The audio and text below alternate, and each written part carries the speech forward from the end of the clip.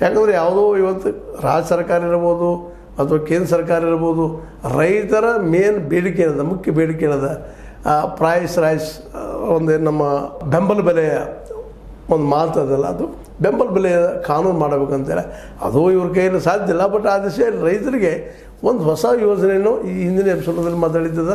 ಈ ಪ್ರತಿಯೊಂದು ಗ್ರಾಮ ಪಂಚಾಯಿತಿಯಲ್ಲಿ ಅಥವಾ ಮತ್ತೊಂದ್ರ ಕಡೆ ಏನಪ್ಪ ಅಂತಂದ್ರೆ ಅಲ್ಲಲ್ಲೇ ಒಂದಿಷ್ಟು ಇವ್ರಿಗೆ ಮಾರ್ಕೆಟ್ ಮಾಡೋದಕ್ಕೆ ಏನಾದರೂ ಸಾಧ್ಯ ಅದಲ್ಲ, ನೀರಾವರಿಗೆ ಏನೋ ಅನುಕೂಲ ಮಾಡೋದು ಸಾಧ್ಯತೆಗಳಿದ್ದಾವೆ. ಯಾಕಂದ್ರೆ ಸಾಕಷ್ಟು ಈಗ ಸಾಲ ಕೊಟ್ಟಿದ್ದ 35,000 ಕೋಟಿ ತನಕ ಸಾಲ ಕೊಟ್ಟು ಟರ್ನ್ ಓವರ್ ಆಗ್ತದೆ ಅಂತೇಳಿ ಈಗ ಸಾಕಷ್ಟು ಪ್ರಚಾರ ಇದರ ಬಗ್ಗೆ ಇದ್ದಾವೆ. PDCC ಬ್ಯಾಂಕಿನಲ್ಲೇ ಸಾಲ ಕೊಟ್ಟು ಡೆವಲಪ್ ಮಾಡೋದು ಒಂದು ಭಾಗ ಅದು ಇಲ್ಲಿವರೆಗೆ ಆಗ್ಯದ.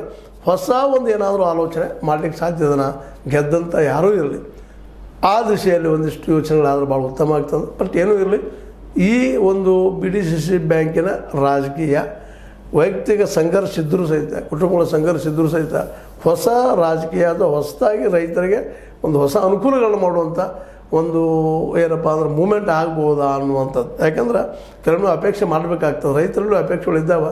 ಆದರೆ ರೈತರಲ್ಲಿ ಒಗ್ಗಟ್ಟಿಲ್ಲದಕ್ಕಾಗಿ ಇಲ್ಲಿವರೆಗೆ ರೈತರು ತಮಗೇನು ಬೇಕಾಗಿದೆ ಅಂಥ ಒಂದು ಮಾರ್ಕೆಟ್ ಮಾಡಲಿಕ್ಕೆ ಸಾಧ್ಯ ಆಗ್ತಾ ಇಲ್ಲ. ಇದಕ್ಕೆ ಕಾರಣ ಅಂದ್ರೆ ಅವರು ಅಧಿಕಾರಕ್ಕೆ ಇಲ್ಲಿವರೆಗೆ ಬರುವಂಥ ಪ್ರಯತ್ನ ಮಾಡಿದ್ರು ಸಹಿತ ನಿಜವಾಗಿಯೂ ರೈತ ಸಂಘಟನೆಗಳ ನೆಲೆಗೆ ವಿಚಾರಗಳು ಅನುಷ್ಠಾನಕ್ಕೆ ಬಂದಿಲ್ಲ ಅನ್ನೋದು ಅಷ್ಟೇ ಸತ್ಯದ.